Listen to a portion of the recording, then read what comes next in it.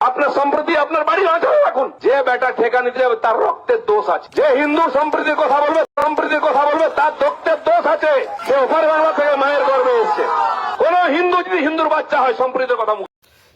দিলীপ বাবুর এই বক্তব্যে আমি কিন্তু 100% সহমত। কেন না 100% সহমত। আমরা অনেক অনেক ভারতবর্ষে অনেক ঘটনা আমরা দেখেছি। সেই ঘটনাগুলো মানে সেই রাম মূর্তি পূজা নিয়ে, রামনবমীর মিছিল নিয়ে, পেহেলগাঁও হামলা, যেখানে ধর্ম জিজ্ঞাসা করে তুমি হিন্দু মারো গুলি, এরকম হাজার ঘটনা যেটা আমরা বিগত দিনে দেখে এসেছি। তো সেই সব ঘটনা দেখার পরে আরো মুখে সম্প্রীতি সেকুলার বলে মানায়? কোনো মতে মানায় না।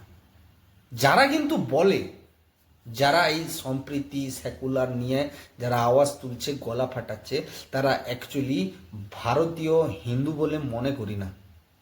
তারা কোনো না কোনো বিদেশের টাকার ফান্ডে তাদের পকেট ভরছে, তাই কিন্তু তারা এভাবেই কিন্তু চেল্লাচ্ছে।